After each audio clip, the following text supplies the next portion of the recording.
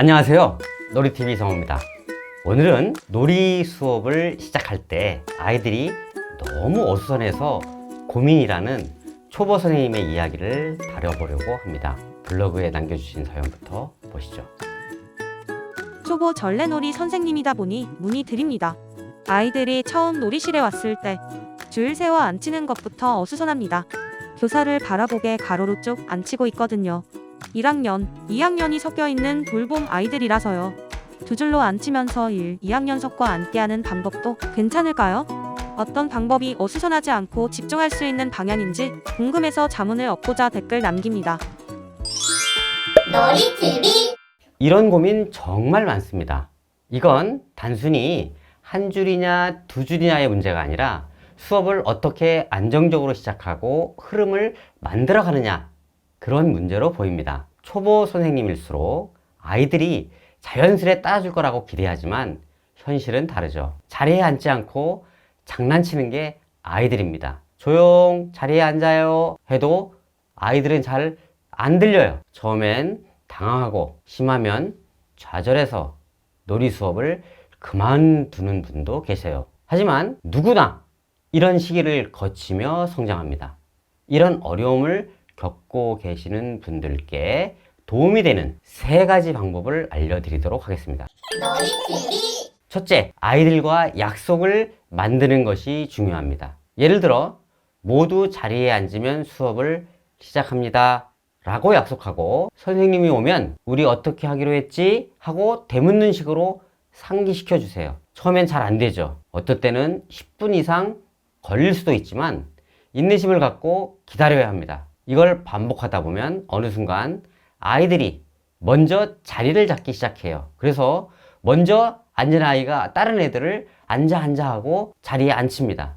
이렇게 약속을 반복하면서 자연스럽게 루틴을 만들어 가는 것이죠. 교실에서도 어떤 반은 쉬는 시간에 책을 꺼내놓고 화장실에 가는 반이 있고 어떤 반은 수업 시작 후에야 우왕좌왕 꺼내는 경우가 있어요. 이게 바로 약속이 만들어낸 차이입니다. 그리고 수업 중간에는 신호를 활용해서 루틴을 만들 수도 있습니다. 박수 3번 뭐 이런 식으로 박수를 치게 하거나 종을 울리거나 하는 방식으로 소리에 맞춰 하던 일을 멈추고 교사에게 집중하도록 하는 것이죠. 이렇게 놀이 전반의 약속과 신호를 루틴으로 만들어 두면 어수선한 분위기도 훨씬 안정되게 정리할 수 있습니다.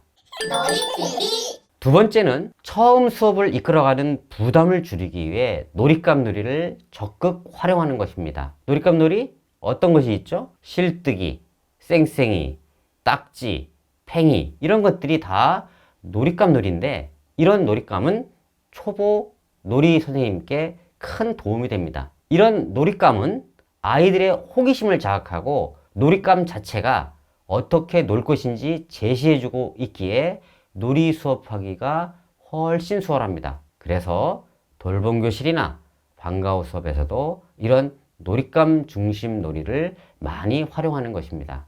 놀이TV 마지막 3번째는 이전 수업에서 한 놀이를 다음 수업에 연결고리로 활용하는 것입니다. 예를 들어 이전 수업에 혼자 하는 실뜨기에서 고양이 수염을 해봤다. 그러면 혼자 하는 실뜨기의 고양이 수염이죠.